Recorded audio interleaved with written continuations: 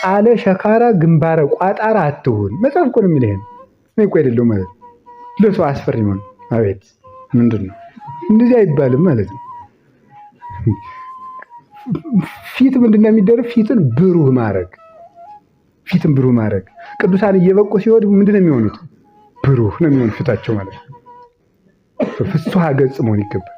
ተክለ ሃይማኖት አቡነ ተክለ ሃይማኖት እድሜ ዘመናቸው ህፃኑ ነው። በዛን አንድ ቀን አልቅሰው፣ ምክንያቱም መላእክትን እያዩ ዝም ብሎ መዛቅ ነው። ስለዚህ መተለሚ እኮ ብሏቸዋል። እንዲሁ አንተስ እየታደልክ ነው። ካሁን በፊት ነግሬያቸዋል። አባትህ ጸጋ ዘአብ፣ እናትህ እግዚአብሔር፣ ደግሞ አንተ ፍስሐ ጽዮን፣ እኔ እናቴ ስለ እንደኔ፣ እኔ ሞተለሚ፣ መልኬ ደግሞ የከፋ ብሎ እንደተናገረ ማለት። ስለዚህ ምንድነው ብሩህ ገጽ ያስፈልገዋል ማለት ነው። የክርስቲያኖች መልካችን እንኳን ቀይ፣ ጥቁር፣ ረጅም፣ አጭር እንደ ጎራዳ ምናምን ብንሆን ምን መሆን እንችላለን? እቴጌ ምንትዋብ ምን አድርገው ነበረ? እስቲ ሊቅ ፈልጉልኝ አሉ። ብሎ አዲስን የሚያስተምረኝ ሊቅ ፈልጉልኝ ብለው የሚተረጉምልኝ እንደው ማልዳ ዳዊት ደግሞ ያስጨረሰ ቤተ መንግስት ተብሎ ተፈለገ። ኋላ ሲፈለግ አንድ ጥቁር ሰውዬ አጭር ጉስጉሽ የሆነ ደግሞ ጥቁር እንደ ጥንዱ ብረት ምጣድ የሚመስል ተገኘ ማለት ነው። ኋላ እቴጌ እችና ይሄን ሊቅ አምጥታ ናቸው አለ ታኒ ናቸው አሏቸው።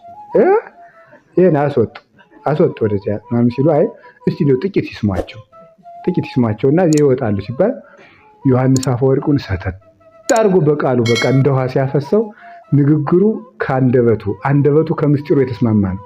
ይሄማ ወርቅ በመንቸት አይደል ልጅ ነው። አሁን የሚገርማችሁ እኒያ ሊቅ እስካሁን ድረስ ወርቅ በመንቸት ነው የሚባሉት።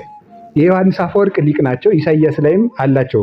ሃይማኖተ አበውም ይጠቀስላቸዋል። ወርቅ በመንቸት ግን እንዲህ ብለው ተርጉመውታል ተብሎ ልዩ ትርጓሜ ያላቸው ሊቅ ናቸው ማለት ወርቅ በመንቸት እና ወርቅ በመንቸት ታውቃላችሁ አይደል? የድንች መቀቀያ ጥቁር ቶፋ ማለት ነው።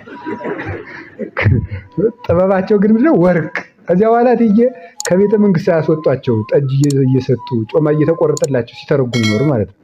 እና ምንድነው የሰው መልኩ ፍቅር፣ የሰው መልኩ ምስጢር፣ የሰው መልኩ ማመን፣ የሰው መልኩ በቃ ልዝብ ነገር መናገር፣ ሸካራ ነገር አለመናገር፣ ነገር እንዳይከፋብን ማረግማና አትምረሩ። በንግግራችሁ አትምረሩ፣ ባካሄዳችሁ አትምረሩ፣ በስራችሁ አትምረሩ። ልዝቦቹ